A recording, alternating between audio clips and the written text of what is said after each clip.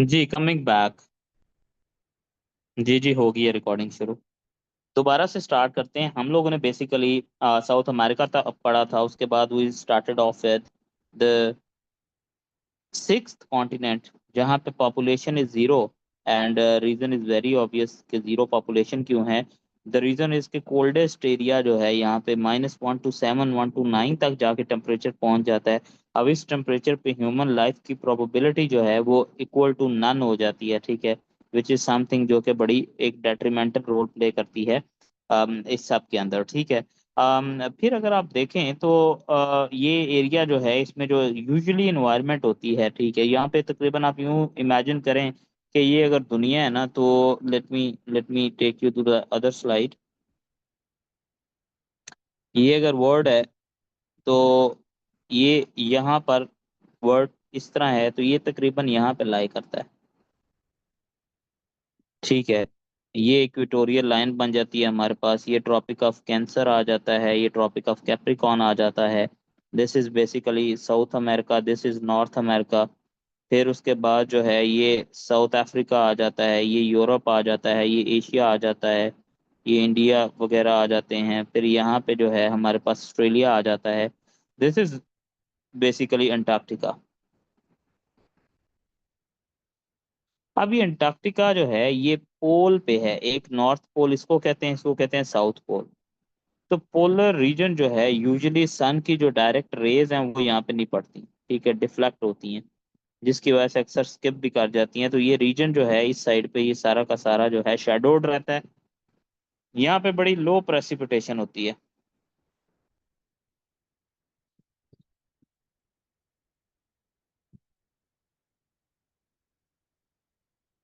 यहाँ पे लो प्रेसिपिटेशन होती है जरा, ठीक है।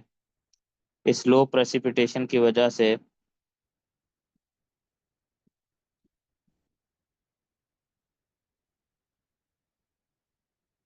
फिर इस स्लाइड ही गुम कर दिया तुम लोगों ने।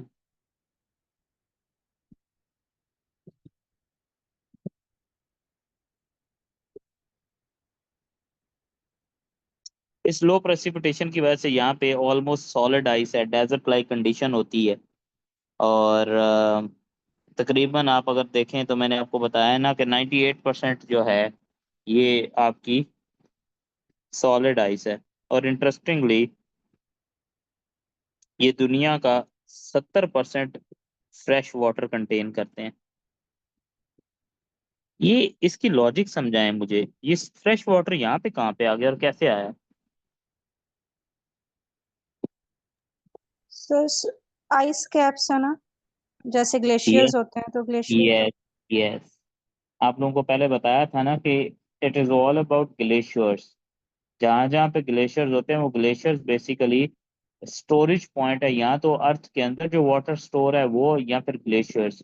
दे both basically make what you call something which is known as the fresh water.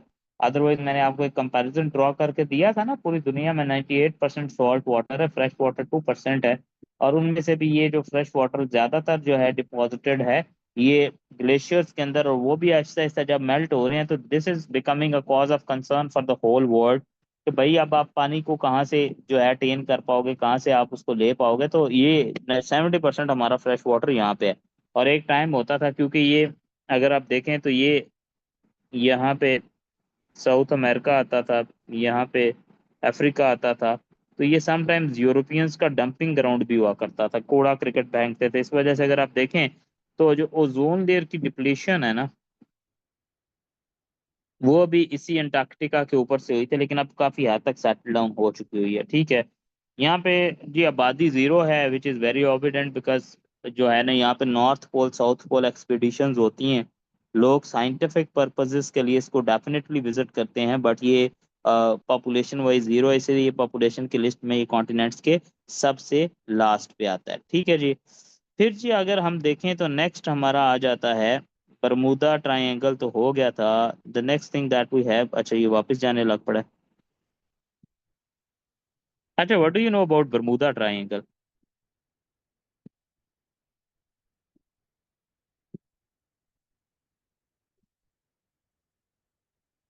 Sir ये तो दिस इज अंटार्कटिका में। बेसिकली सर यहाँ पे जो देखें उसके बारे में जी जी बताएं।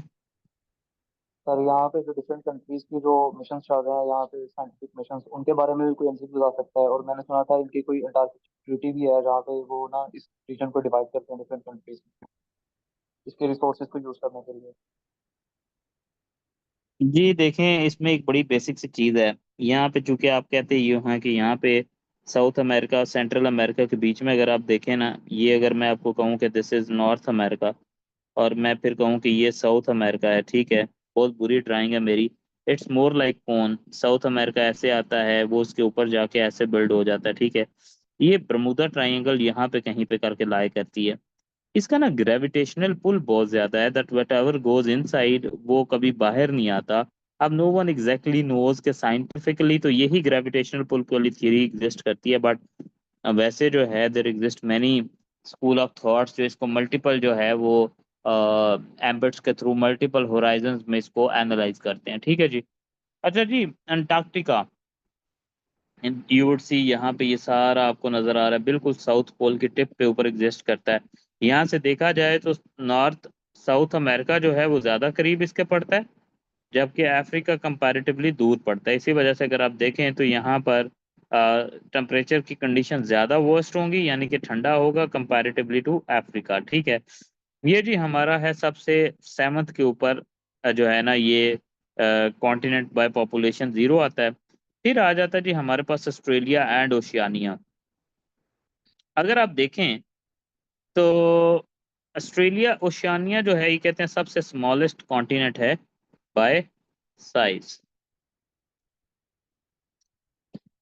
अब इसमें जो चीज अंडरस्टैंड करने वाली है वो ये है कि कलेक्टिवली अगर आप देखें तो Australia, New Zealand, Papua New Guinea as well as thousands of coral reef and volcanic islands of South Pacific Ocean, Melanesia, Polynesia groups, ये सारे अगर मिले ना तो इसको हम कहते हैं ऑस्ट्रेलिया की बजाय ओशियानिया या ऑस्ट्रेलिया एंड ओशियानिया। ये मैं अगर इसकी लोकेशन आपको दिखाऊं तो अगर आपसे कोई ऑस्ट्रेलियन कॉन्टिनेंट की बात करेगा ना तो Australian continent is basically it has this Australia as a country and then this New Zealand as second country। आपको याद है दुनिया में एट्थ जिसको कहा जाता है ना वो कॉन्टिनेंट इमर्ज हुआ था, कौन सा था? और एक कॉन्टिनेंट की डेफिनेशन क्या होती है? हम उसको कॉन्टिनेंट कहेंगे क्यों, पहले ये बताएं।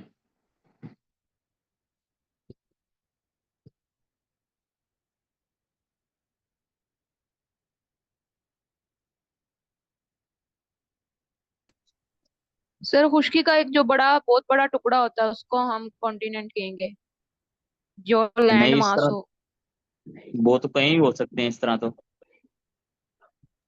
सर वो जो कहीं होते हैं वो तो सर आइलैंड होंगे ना, उसमें छोटे सारी छोटे, जो लेकिन बहुत कंडीशन बड़ा सेटिस्फाई उसको। होनी चाहिए रहने के लिए, जैसे फ्रेश वाटर अवेलेबिलिटी है, एटमॉस्फेयर उसका क्या है। अच्छा, बेसिकली ये जो जीलैंडिया है ना इसको कहा गया कि over the surface of earth, तो न्यूजीलैंड आपको इतना नजर आता है, बट डीप डाउन ये इतना बड़ा एक कॉन्टिनेंट है विच इज कॉन्टिन्यूअली इमर्जिंग। ये जो कॉन्टिन्यूस इसकी इमर्जेंस है ना इसकी वजह से कहा जाता है दैट फ्यूचर में यहाँ पर आपको एक कॉन्टिनेंट जीलैंडिया के नाम से नजर आएगा। अब coming back, understand three basic differences, ठीक है। वो थ्री बेसिक डिफरेंसेस क्या हैं? नंबर वन के ऊपर ऑस्ट्रेलिया। जब आप ऑस्ट्रेलिया एज अ कंट्री की बात करेंगे तो ये वाला कंट्री आपको नजर जो आ रहा है ये आएगा, जिसका कैपिटल जो है वो कैनबरा है। क्या है? कैनबरा, सिडनी नहीं है। जब आप ऑस्ट्रेलियन कॉन्टिनेंट की बात करेंगे ना तो उसके अंदर आपके पास ये तस्मानिया आएगा, number one. Number two Australia आएगा। नंबर 3 जो है ये पापुआ न्यू गिनी। आपको याद है जब हमने ईस्ट साउथ ईस्ट एशिया पढ़ा था तो उसके अंदर एक कंट्री मैं अभी भी आपको दिखाता हूँ, पापुआ न्यू गिनी। ये ऑस्ट्रेलियन कॉन्टिनेंट के अंदर आ जाएंगे। और जब आप ओशियानिया की बात करेंगे तो ओशियानिया जो है, ये ओशियानिया एक नाम है, ये कोई कॉन्टिनेंट वगैरह नहीं है।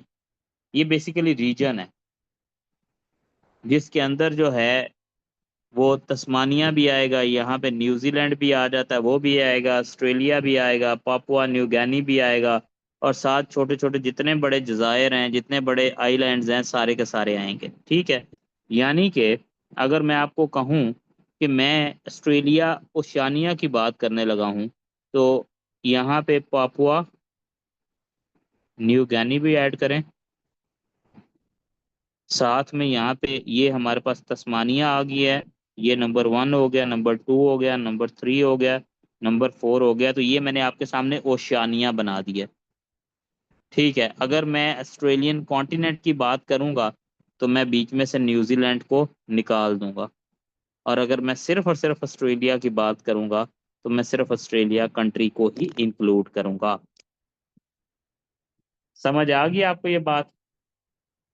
सर ये रिपीट कर दें। सर इसमें न्यूजीलैंड नहीं होगा?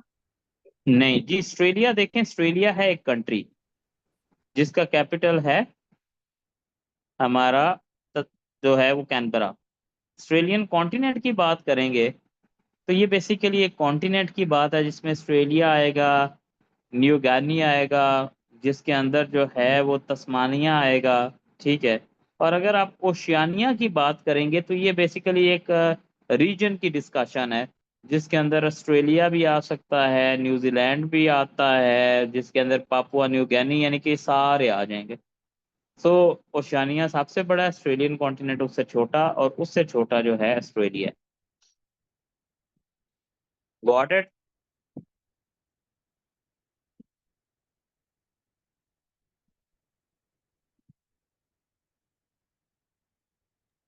अच्छा जी, ये तो सर होगी हमारी सर जी जी।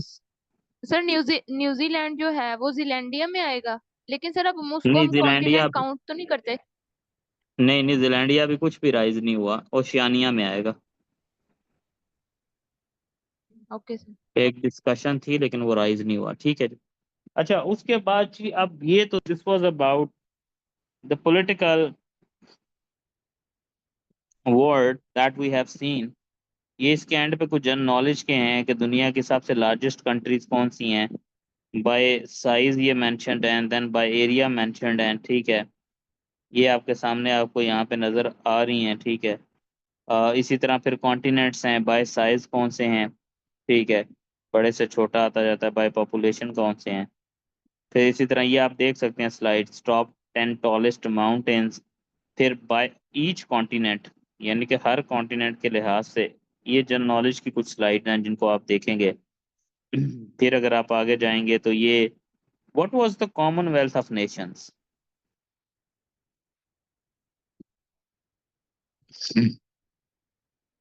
बताएं। सर 1947 के बाद जो ब्रिटिश है, उन्होंने जितनी भी उनके अंडर कॉलोनीज थी उनकी डेवलपमेंट के लिए कॉमनवेल्थ बनाई थी एक ऑर्गेनाइजेशन। ये बेसिकली वो सारी की सारी स्टेट्स हैं विच वन और the other time was basically, सुभान ठीक कह रहा है, ruled by the British crown. ठीक है, इसमें आपने पाकिस्तान ने कब ज्वाइन किया, फिर बीच में एग्जिट किया था, फिर दोबारा कब ज्वाइन किया, ये देख लीजिएगा। फिर जी हमारे पास इसको अगर हम लोग देखें तो नेक्स्ट हमारे पास this slide is very important. I would want के अभी चूंकि हमने all of it we have read it, आप सिर्फ और सिर्फ 5 मिनट लें, अपने पेजेस के ऊपर ज़रा इस मैप को जिस तरह मैंने गंदा मंदा ड्रॉ किया था ना, ड्रॉ करें और ज़रा इन एरियाज को मार्क करें। मैं आपके जो है कैमराज ऑन करवा के देखूंगा। फिर इसके बाद हम फिजिकल वर्ल्ड के ऊपर शिफ्ट हो जाएंगे, ओशियंस देखेंगे, सीज देखेंगे, स्ट्रेट्स देखेंगे, सारी चीज़ें। आपके पास 10 मिनट ले लें, बल्कि 7 8 मिनट हैं, जल्दी से इसको अपने पेज के ऊपर ड्रॉ करें। और सबसे ज़्यादा ज़रूरी ड्रॉ क्या करना है कि एशिया, सेंट्रल एशिया, ये जो है फॉर ईस्ट एशिया, ये सारे रीजन का एक मैंने प्रॉपर रिव्यू रखा है जो अभी तक हमने पढ़ा है। स्टार्ट कर दें।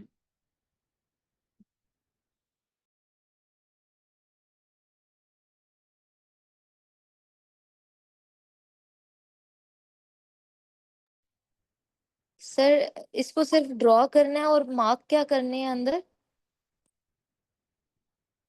ये जो रीजन जो ऊपर मैंने मार्क किए हुए हैं यही रिपीट करना है सारा।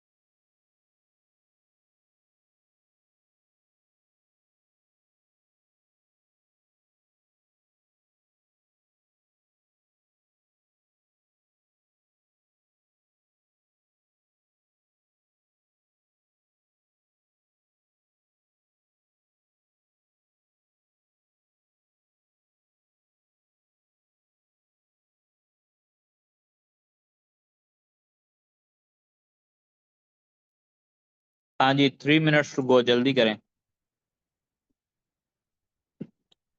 बड़ी स्पीडें हैं आप लोगों की।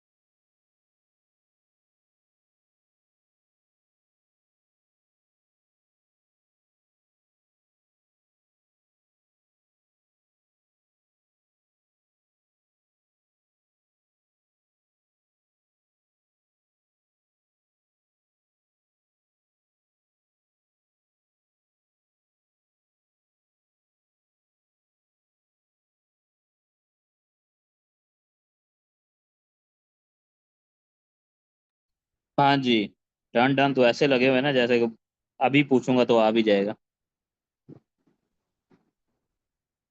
बहुत गंदी बनी है। चलो हाँ, कैमराज ऑन करो सारे अपने, मुझे मैं देखूं जरा कितनी को गंदी बना सकते हो तुम लोग।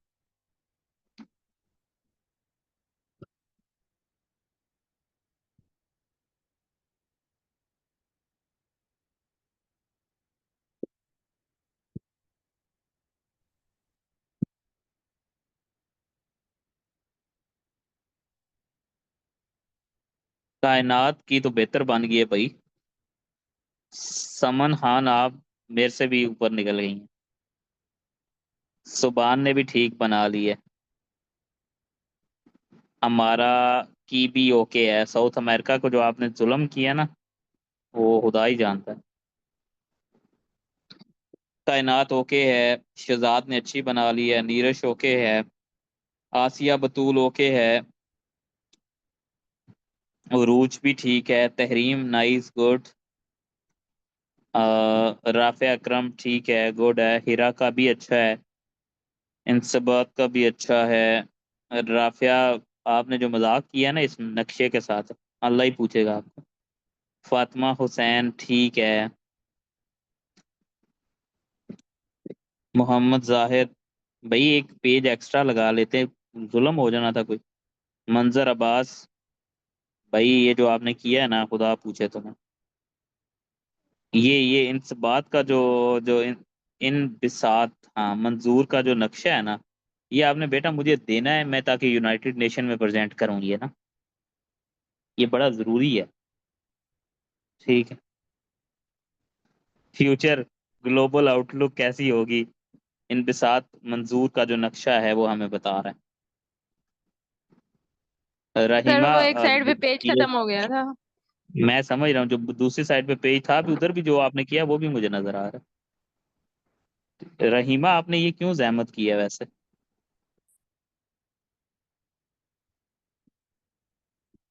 गुड हो गया।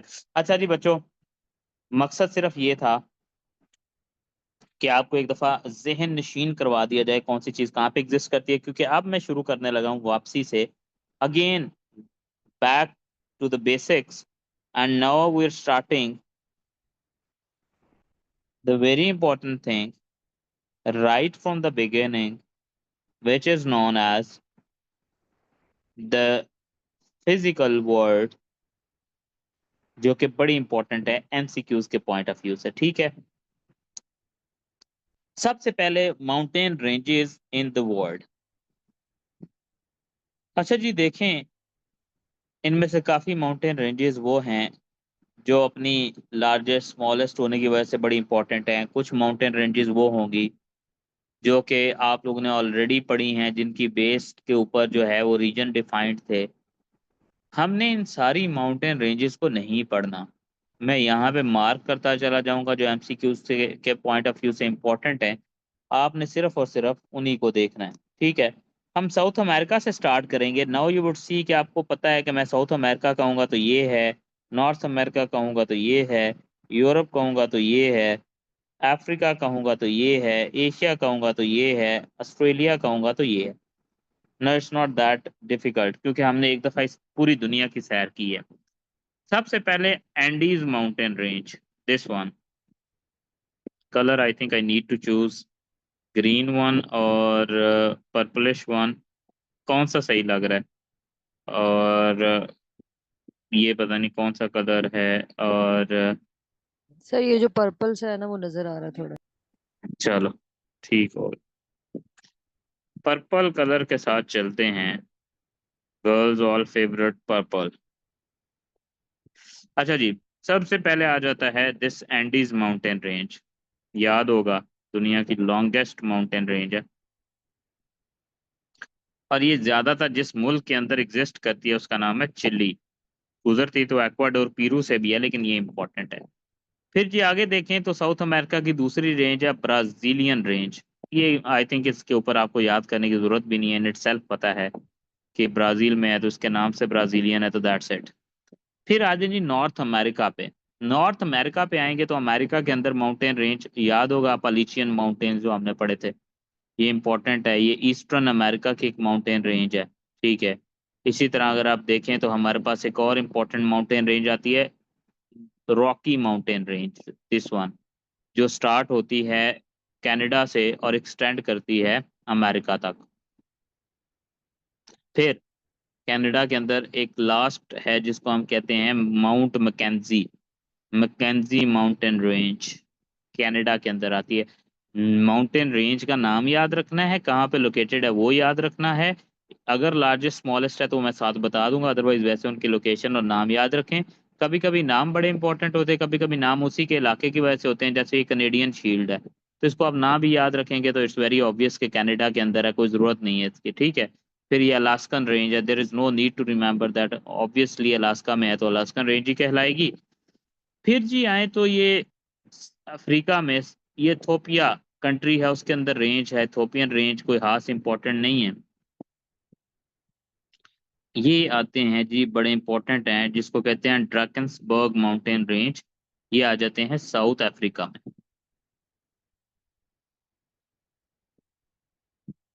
फिर अगर हम लोग देखें तो आपको याद होगा एल्पाइन माउंटेन रेंज एग्जिस्ट करते थे यूरोप में।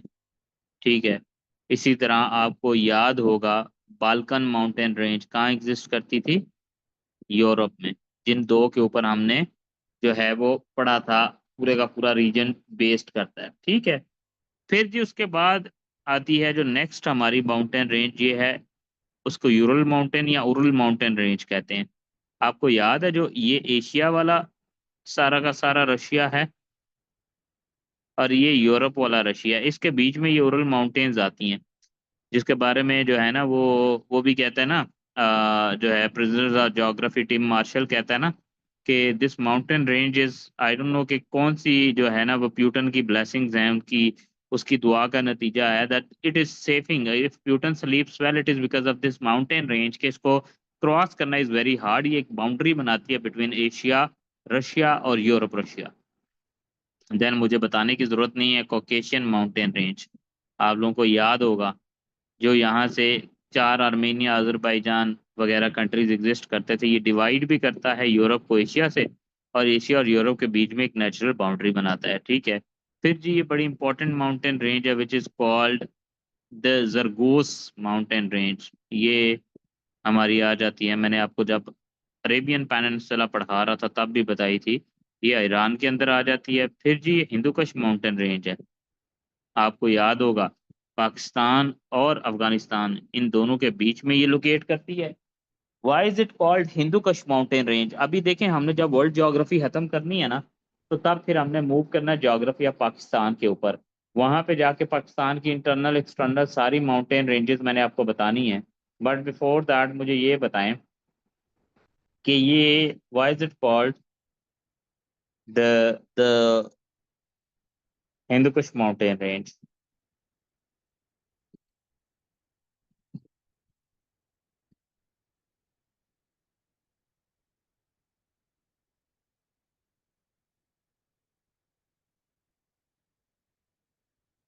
बोलें।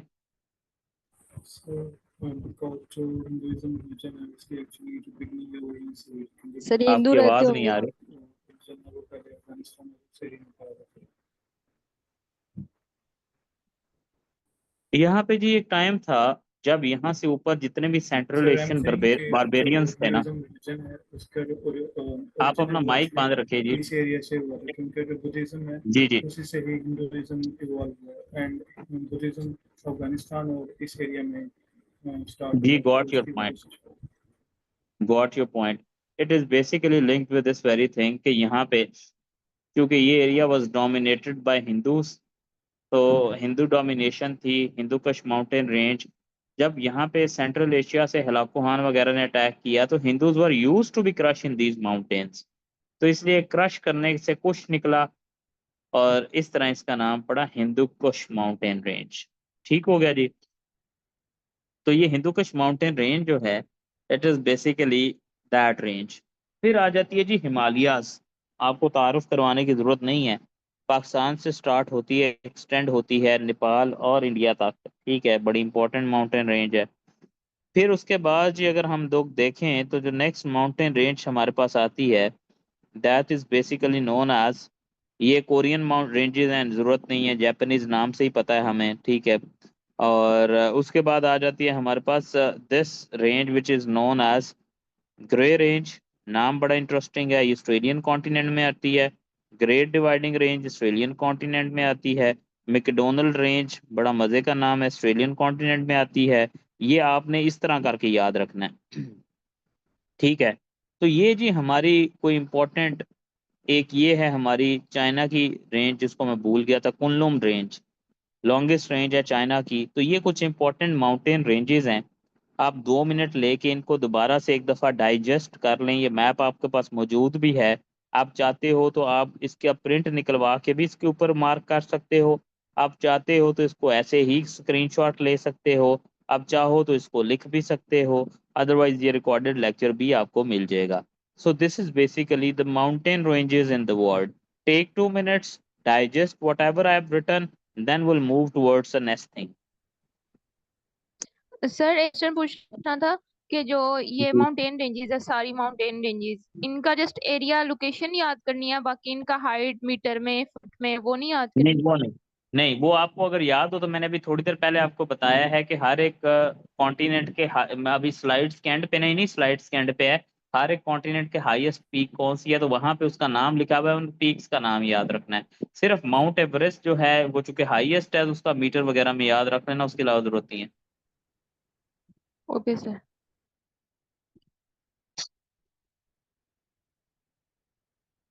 Digest these slides before we move ahead.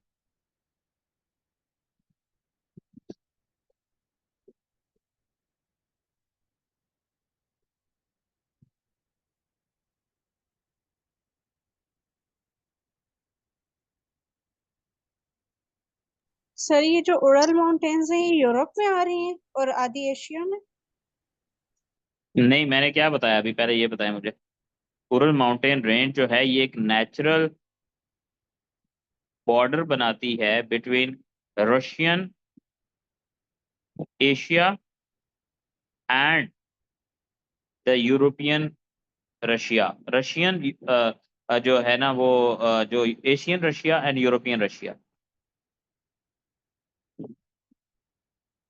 जिसमें कहते हैं कि एक सॉर्ट ऑफ, जिस तरह कॉकेशियन माउंटेन रेंज है वो एक नेचुरल बाउंड्री बनाती है बिटवीन यूरोप एंड एशिया, इसी तरह ये जो है ये भी नेचुरल बाउंड्री बनाते हैं बिटवीन यूरोप एंड एशिया।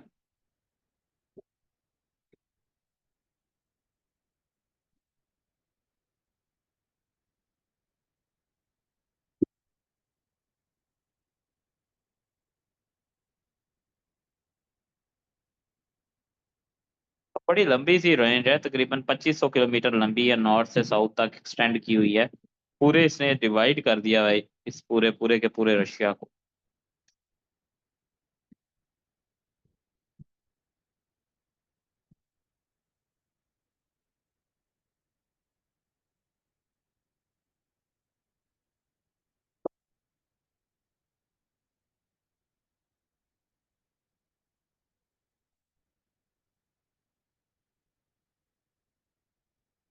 मैंने कहा हाईएस्ट पीक की मेमोराइजेशन करनी है, उसके अलावा नहीं।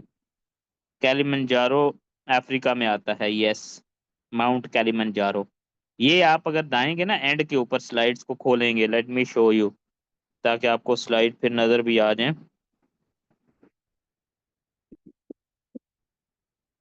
ये हर एक कॉन्टिनेंट की हाईएस्ट पीक है, ये मैंने कहा था आपको याद करने को।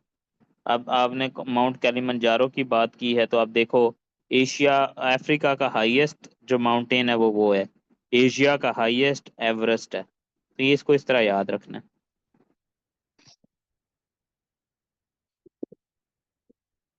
ये आपके पास स्लाइड्स मौजूद हैं बच्चों।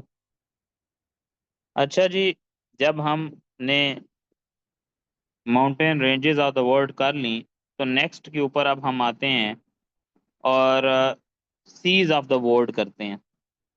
मुझे कोई बताएगा कि ये सी और ओशन में डिफरेंस क्या है, इससे पहले कि मैं आपको सीज के बारे में पढ़ाऊं।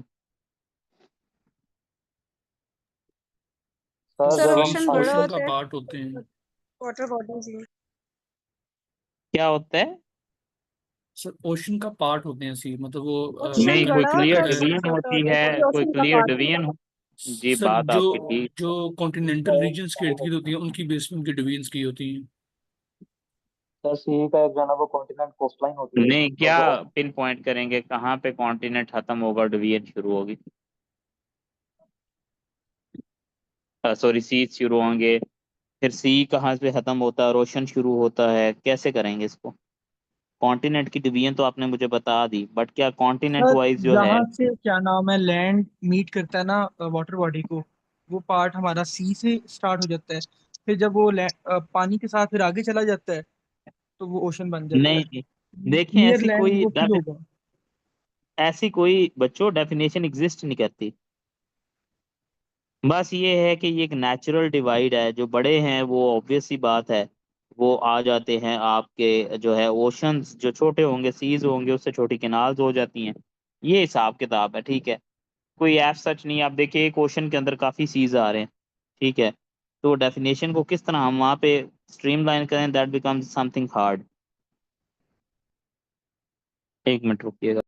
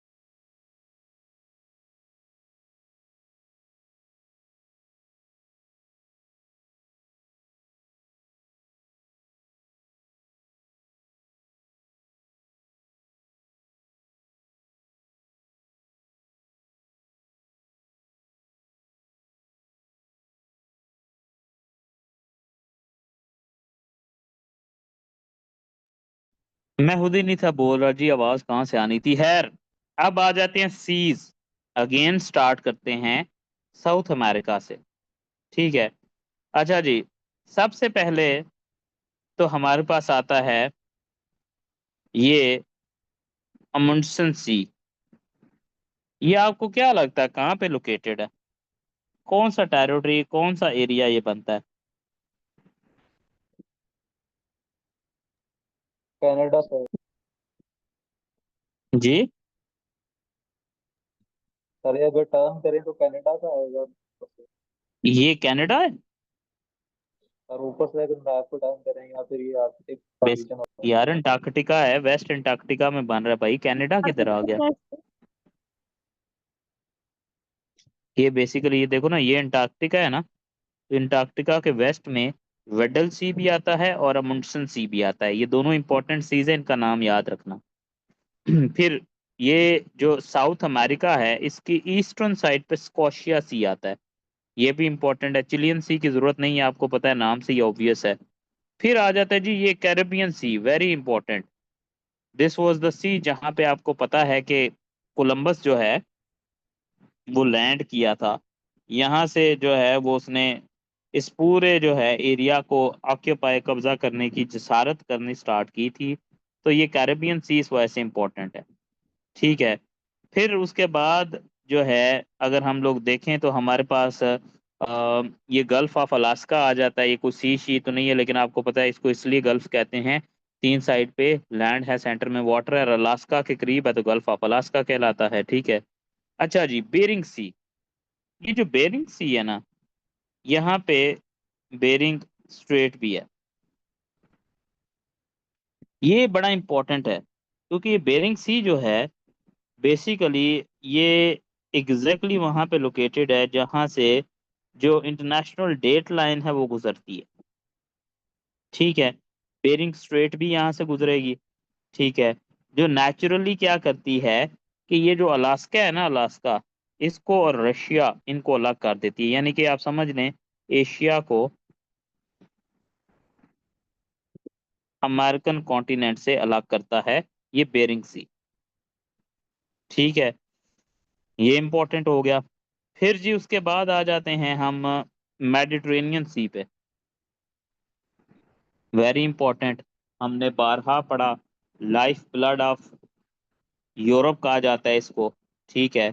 फिर आपको याद होगा हमने ब्लैक सी पढ़ा। ब्लैक सी का याद है ना आपको, जहाँ पे बास्पोरस ब्रिज है, जहाँ से जो है वो यूक्रेन भी साथ पड़ता है, जहाँ से रशिया चाहता था मैं एंटर होकर आकर जो है वो ट्रेड करूं, जिसकी वजह से उसने यूक्रेन को कब्जे में किया हुआ है। फिर ये ग्रीनलैंड सी है, इसका नाम से ही पता है, इसको करने की जरूरत नहीं है। नॉर्वेजियन सी, नाम से ही पता है, करने की जरूरत नहीं है। ठीक है। फिर ये यूके के नॉर्थ में नॉर्थ सी आता है, ये भी इंपॉर्टेंट है। फिर ये कैसिपियन सी है, जिसको दुनिया की सबसे बड़ी लेक भी कहा जाता है। वैसे तो नाम है इसका सी, क्योंकि सी का एक क्राइटेरिया जरूर होता है, ओपन वाटर्स में गुजर गिरता है। ये एरल्स, ये जो कैसेपियन सी है और साथ इसके एरल सी है, ये दोनों जो है ये हैं लेक सी। ठीक है। ये दुनिया की सबसे बड़ी लेक है ये हमारा कैस्पियन सी। ठीक हो गया जी। फिर उसके बाद अरेबियन सी आ जाता है, बताने की जरूरत नहीं है, बड़ा ऑब्वियस है, every one of us knows this sea very well. ठीक है। फिर उसके बाद जी हमारे पास जो नेक्स्ट सी आता है साउथ चाइना सी, ईस्ट चाइना सी, चाइना के आसपास आते हैं, करने की जरूरत नहीं है। सी ऑफ जापान, जापान के पास आता है, करने की जरूरत नहीं है। ठीक है। ये तीनों निकल जाएंगे बीच में से। बे ऑफ बंगाल, बांग्लादेश के करीब बे इस वजह से क्योंकि ये लार्जेस्ट ऑफ गल्फ है और क्रीक है, तीन साइड पे लैंड है, सेंटर में वाटर है। बंगाल ऊपर बांग्लादेश एग्जिस्ट करता है इसलिए। फिर ये जी इंपॉर्टेंट जो आते हैं, फिर ये आता है हमारे पास तस्मान सी।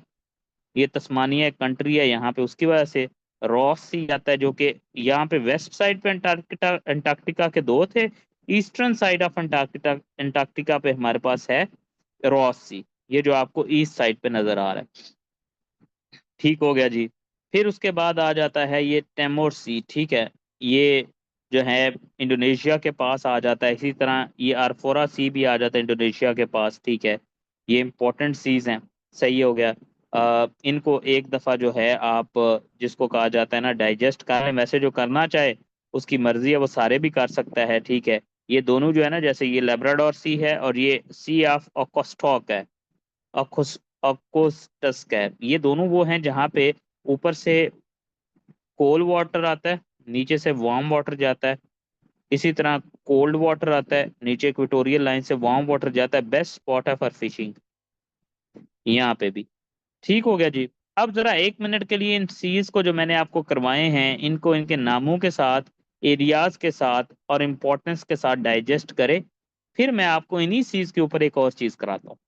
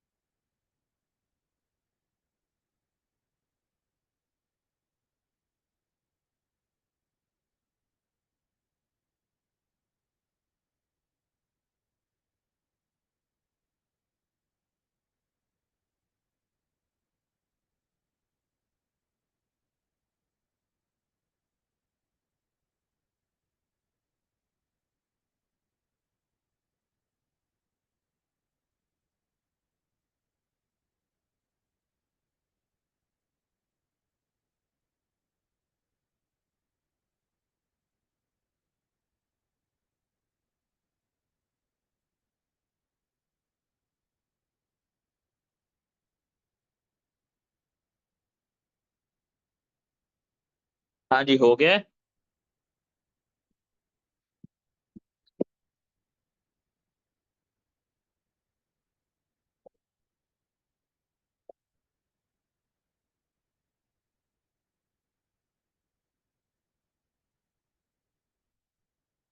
अटलांटिक बेटा नॉर्थ साइड से साउथ साइड से वार्म है, सेंटर से वो भी वार्म ही है, मतलब कोल्ड नहीं है इतना। नेविगेबल है, ट्रेड होती है। अच्छा जी, अब आपने ना जरा ऑनेस्टी की बेस के ऊपर ना, ये जो मैं स्लाइड अब आपके साथ शेयर कर रहा हूँ, आपने कोशिश ये करनी है कि इसमें से जितने आपको याद हुए वो शेयर करने हैं जरा।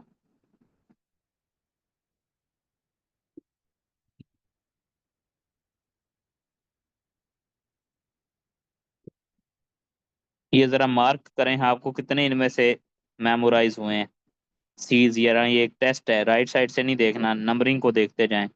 गैस करें नंबर 2 पे क्या है, कैरेबियन है, नंबर 4 पे बेरिंग है, इस तरह करके जरा करें इसको। फिर मैं टेस्ट भी लूंगा अभी आपसे।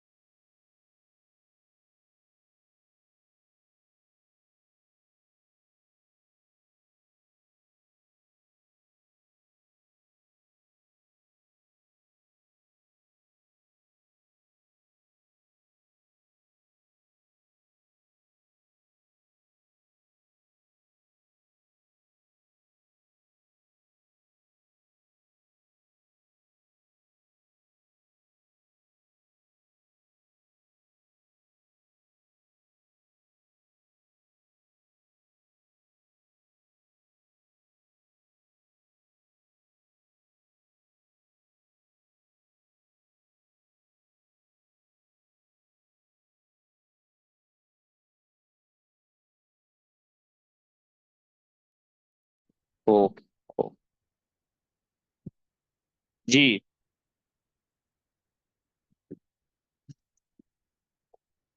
सामने लिखे हुए हैं, आप लोग इतनी फनकारियां लगा रहे हैं मेरे साथ। अच्छा जी, चलो अच्छा शुगर मेला लगा ही रखा है आपने, मेरी एक कॉल भी भुगता दी है मीनवाइल। चलो आगे चलो। अब आ जाओ स्ट्रेट्स। मुझे कोई बताए स्ट्रेट की डेफिनेशन क्या है? narrow inlet of water between bigger water bodies.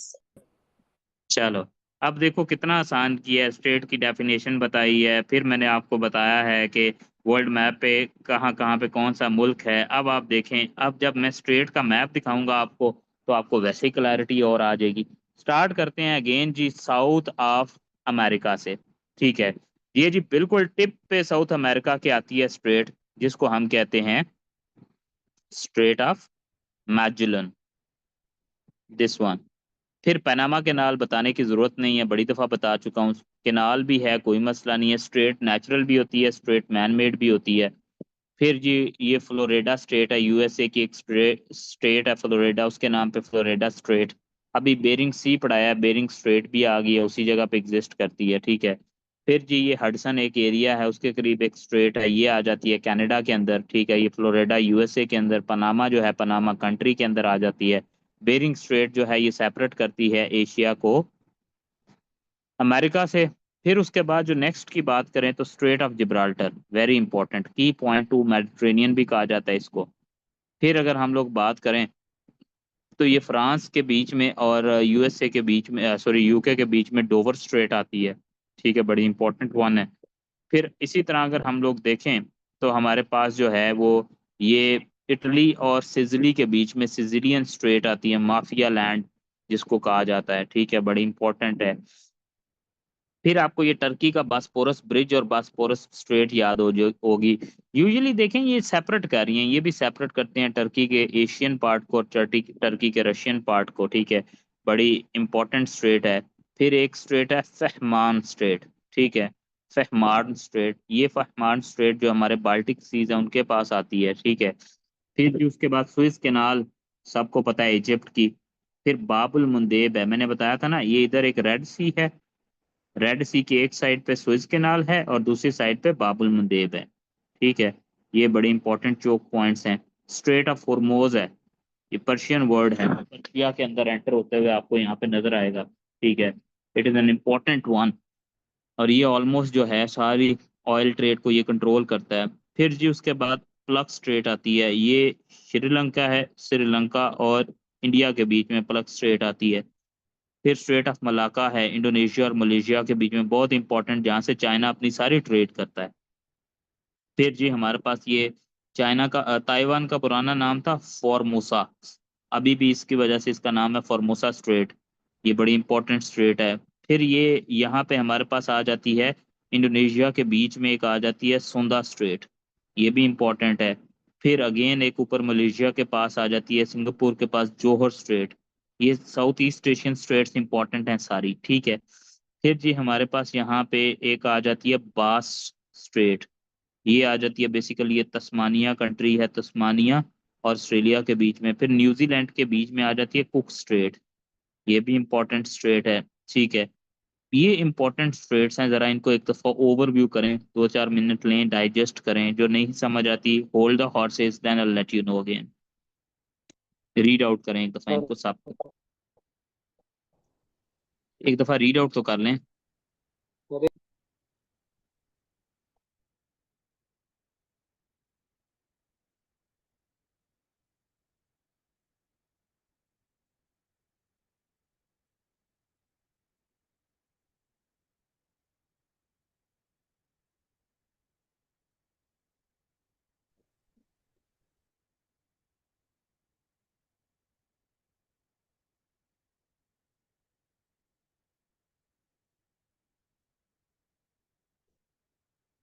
कैसे लिखना है स्ट्रेट, ये मैप आपके सामने है, स्टेट मेंशन्ड हैं, कौन से कॉन्टिनेंट में कौन से कंट्री के करीब हैं वो याद कर लें, वही पूछा जाता है।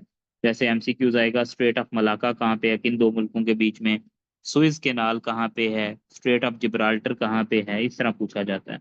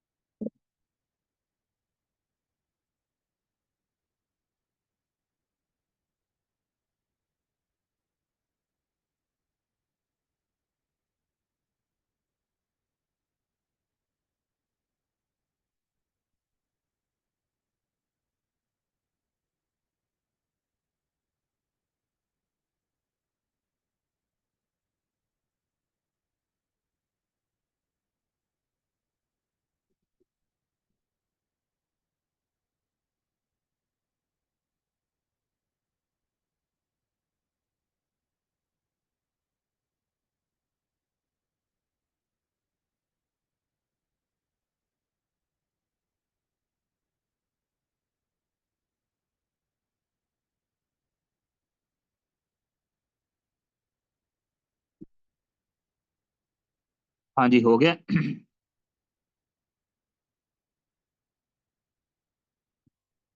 हीरा कोई आइडिया नहीं है जेलदार के पेपर का।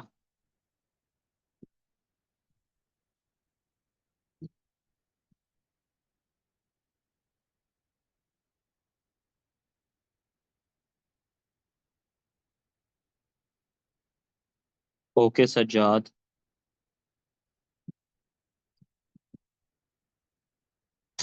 मियाँ हसीब लेक्चर मिस नहीं होता ना, रिकॉर्डिंग है इसकी जानी, वो ज्यादा इजी होता है, सुकून से जब मर्जी बैठ के देखो। यहाँ रिकॉर्डिंग ना हो फिर तो लाइव जब मर्जी ले लो आप लोग। नेक्स्ट पीएमएस आ जाएगा, जल्दी आना है वैसे। पुराने वाले का रिजल्ट अगले महीने में एक्सपेक्टेड है। मैं इसलिए कभी भी ये स्टेटमेंट्स नहीं देता, मैं स्टेटमेंट देता हूँ तो फिर जो है ना स्पेकुलेशन शुरू हो जाती है, इसलिए मुझे जब तक 100% श्योर ना हो, लेकिन मेरे जराए ये कह रहे हैं कि नेक्स्ट मंथ में पीएमएस का आ जाएगा रिजल्ट रिटर्न का।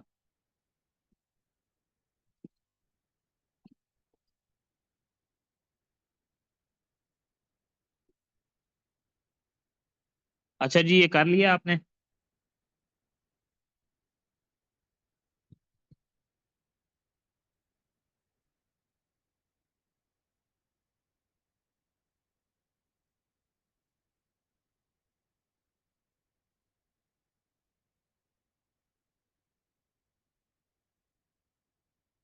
तैयारी नूर फास्ट होनी चाहिए हमेशा से। एमपीटी का सुबान क्या बताऊं आपको, बताता हूँ एमपीटी का बाद में। एमपीटी का कल याद कराना, फिर बताऊंगा। स्ट्रेट्स हो गई हैं आपकी जी। अब आ जाए next. Then we have the world famous rivers. अब देखें ना, इस तरह आप कहीं नहीं पढ़ेंगे। ये अभी आपको थोड़ा सा अगर डाइजेस्ट नहीं भी हो रहा तो एक एक टाइम पे मैं कहता हूँ प्रिंट निकाल के लगाया हो सामने, तो ये ऐसे मेमोराइज होते हैं, 10-10 नंबर इधर से आपके प्रिपेयर हो जाएंगे। मैं इसलिए कहता हूँ कि हम यूजुअली आप किसी से भी पढ़ेंगे वो आपको ऐसे नहीं पढ़ाएगा स्लाइड टू स्लाइड। वो शुरू करेगा और कहेगा जी, सबसे पहले वो आपको शुरू कर देगा इधर से ही, आपको कहेगा वोल्गा रिवर है, ओब रिवर है, ये उधर आते हैं, पो रिवर उधर, रहने उधर, दनुबे उधर आता है। अब आपको पता ही नहीं होता मैप के ऊपर वो कहाँ पे एग्जिस्ट करता है। अब जितनी दफा हम मैप को रीड आउट कर रहे हैं उतनी क्लैरिटी आती जा रही है। अभी और हम काफी दफा करेंगे। देखें, सबसे पहले अगर स्टार्ट करें तो अमेजोन रिवर है, मुझे बताने की जरूरत नहीं है, आपको बहुत बेहतर तरीके से पता है अमेजोन रिवर का। वर्ल्ड लार्जेस्ट रिवर पर वॉल्यूम ऑफ वाटर, ठीक है। फिर उसके बाद ब्राजील में एक और रिवर आता है जिसको कहते हैं Orinoco river. Then we have third river which is known as Negro river. देखें, दुनिया का लार्जेस्ट जो है वो क्या उसको कहते हैं, रेन वाटर जो है वो यहाँ पे अमेजोन रेन फॉरेस्ट है, तो ऑब्वियस सी बात है उसका आउटपुट के ऊपर रिवर्स भी उतने निकलेंगे। देन ये मैक्सिको और यूएसए की सरहद के ऊपर बड़ा फेमस रियो ग्रांडी रिवर एग्जिस्ट करता है, जो आपको यहाँ पे नजर आ रहा है। Then there are three very important rivers, ठीक है, जिसको हम कहते हैं ओहायो, मिसिसिपी एंड मिजूरी। ये तीनों, कभी कभी एक पूछ लेता है, कभी दो पूछ लेता है, कभी सिर्फ ये पूछता है मिसिसिपी कहाँ का रिवर है, मिजूरी कहाँ का रिवर है। तो आपने ये कहना है कि मिजूरी, मिसिसिपी और ओहायो तीनों के तीनों हमारे एग्जिस्ट करते हैं यूएसए में। देन अलास्का के अंदर यूकोन रिवर आता है, ठीक हो गया जी। फिर आ जाते हैं अफ्रीका में। अफ्रीका में हमारे पास ये आ जाता है जिसको हम कहते हैं ऑरेंज रिवर। नाम बड़ा मजे का इसलिए अक्सर पूछ लेते हैं। अफ्रीका में आता है और गालबन ये जैम्बिया का मुल्क बनता है, ये देख लीजिएगा कौन सा कंट्री बनता है। देन कॉन्गो एक मुल्क है, कॉन्गो रिवर है, मैंने आपको बताया था, ये इक्वेटोरियल लाइन को ट्वाइस क्रॉस करता है, ठीक है। फिर उसके बाद जो है हमारे पास एक रिवर आता है जिसको रिवर नाइल कहते हैं, जो longest river of the world है। देन ये सेकंड बड़ा जो रिवर आता है यहाँ पे वोल्टा रिवर है अफ्रीकन कॉन्टिनेंट के अंदर। देन इटली में एक रिवर आता है इटली के करीब जिसको रिवर पो कहते हैं, ठीक है। फिर ये रिवर टेम्स या थेमस या टेम्स जो आता है हमारा यूके के अंदर, बड़ा फेमस है, अक्सर मूवियों में भी आपको नजर आता है। फिर फ्रांस के करीब रिवर राइने आता है, ठीक है, जो आपको नजर आता है। फिर ये जर्मनी वाली साइड पे दनूबे फ्लो करता है। जो आपको यहाँ पे नजर आ रहा है, जियलिना थेम्स। फिर ये जो वोल्गा है और ओब रिवर हैं, ये दोनों रिवर जो हैं ये वो रिवर्स हैं जो कि रशिया में आते हैं मेजरली। फिर वो पुरानी सिविलाइजेशन याद है आपको जो यूफ्रेट्स और टाइग्रिस के किनारों पे बनी थी इराक में? ये यूफ्रेट्स और टाइग्रिस दोनों जो रिवर्स हैं ये वो मिडल ईस्ट साइड पे आते हैं इराक में।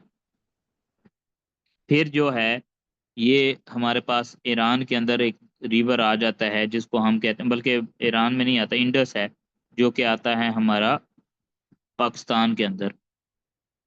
देन गैंगीज है जिसको गंगा रिवर कहते हैं इंडिया के अंदर। देन ब्रह्मपुत्रा है जो कि बांग्लादेश के अंदर आता है। देन दो बड़े इंपॉर्टेंट रिवर हैं, एक ये डार्लिंग रिवर है एंड देन दूसरा मरे रिवर है, ये दोनों आते हैं ऑस्ट्रेलिया के अंदर। ये दो हैं। येलो रिवर को तो एशिया का सबसे लार्जेस्ट रिवर भी कहा जाता है। येलो रिवर जिसका अंग्रेज चाइनीज के अंदर नाम है यूफ्रेट्स इराक में है, हुआंग ही, और यांगत्जी जिसका चाइनीज में चैंग जियांग है। ठीक है, ये दोनों जो है रिवर्स ये आते हैं आपके चाइना के अंदर। फिर इसी तरह एक रिवर ओमोर है, काफी बड़ा रिवर है, रशिया के अंदर आता है। ठीक है, ये जरा एक दफा दोबारा इनको important rivers of the world हैं सर्कुलेट किए हुए हैं, जरा इनको मार्क करें, जरा डाइजेस्ट करें।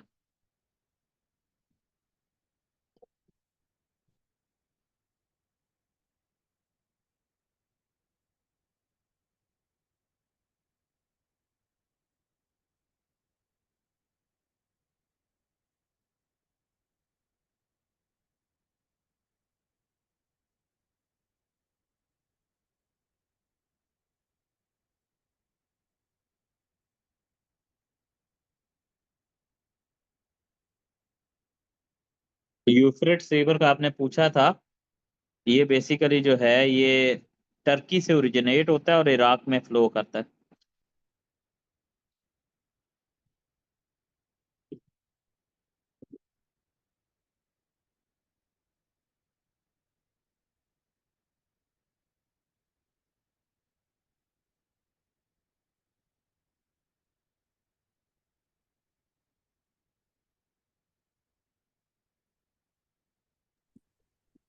सर ये हमारा GK paper as a screening paper के तौर पे होगा। यस, बट और मैं ये जो आपको पढ़ा रहा हूँ वो तो ओवरऑल कोई भी कभी भी पेपर होगा तो उसमें आपको हेल्प आउट करेगा ना। सर ये कब तक एक्सपेक्टेड है स्क्रीनिंग पेपर? कोई अभी डेट नहीं आई, जब आएगी बिफोर हैंड आपको बताएंगे। लेकिन आपका एस्टिमेटेड कब तक इसके एग्जाम्स होंगे? No idea. अच्छा।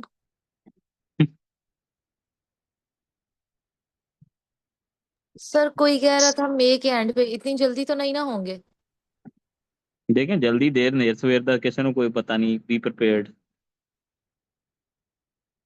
कुछ पता नहीं ना होता, ये अचानक वो बैठते हैं प्लान अनाउंस कर देते हैं। हर वीक में प्लानर अपडेट होता है, किसी को कुछ पता नहीं है कब तक टेंटेटिवली है, ये तो सही पता है जिसने सेंटर्स बुक करवाने हैं बस।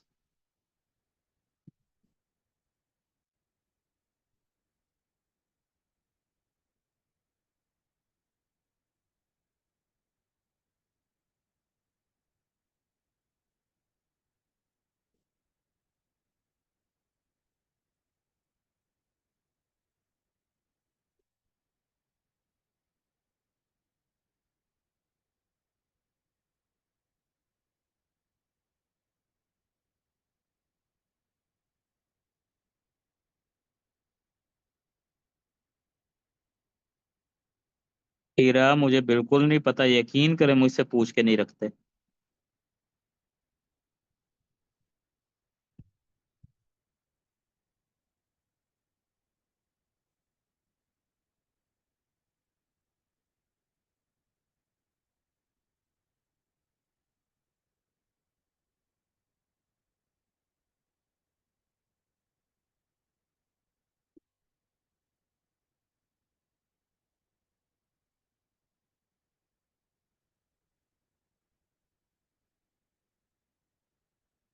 तो बान मुझे पार्क में कहाँ स्पॉट कर रहा होता है तू?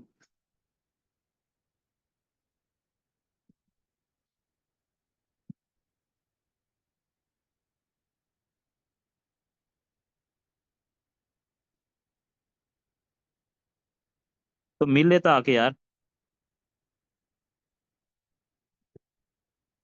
शर्म आती, लड़की हो तुम।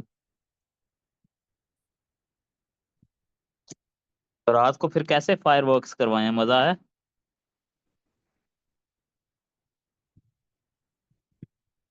CSSP में दोनों की तैयारी साथ करो भाई, दोनों साल लेकर चलो। गुड हो गया। अच्छा जी, हो गया ये।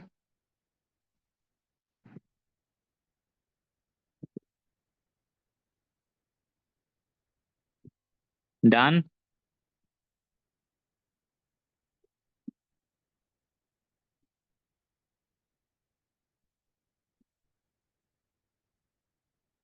ओके, इसको मैं क्लियर करता हूँ। अब हमारी एक या दो स्लाइड्स ही रह गई हैं जी। एक रह गया मैप ऑफ वर्ल्ड लेक्स, और बल्कि in fact this is going to be the last slide. फिर पहले मैं आपको ये बता देता हूँ, जो आप कह रहे थे ना ओशंस की ज्योग्राफी या लोकेशन, वो भी बता देता हूँ। देखें, ये है ऑस्ट्रेलिया, ये दुनिया का सबसे बड़ा ओशन है जिसको पैसिफिक ओशन कहते हैं। ये ऑस्ट्रेलिया लग रहा है, ये एशिया लग रहा है, ये नॉर्थ अमेरिका है, ये साउथ अमेरिका है, ये इक्वेटोरियल लाइन है, ये नॉर्थ पैसिफिक है, ये साउथ पैसिफिक है।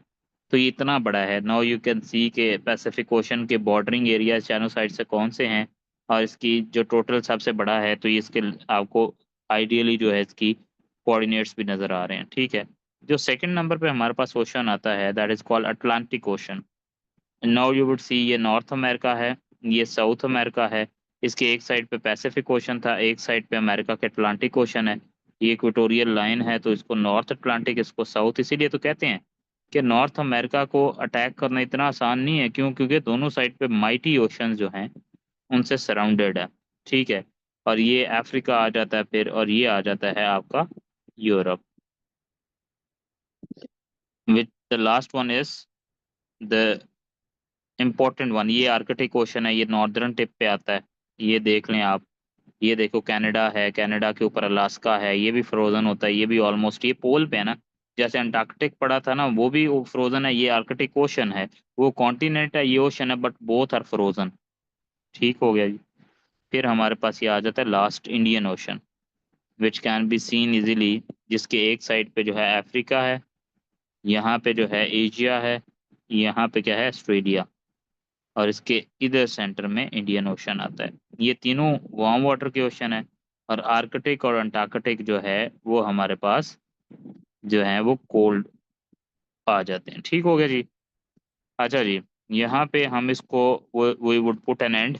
इसमें एक स्लाइड रहती है, वो नेक्स्ट क्लास में हम उसको लेकर चलेंगे। ठीक है। और फिर नेक्स्ट क्लास में हम ज्योग्राफी ऑफ पाकिस्तान पे भी शिफ्ट हो जाएंगे।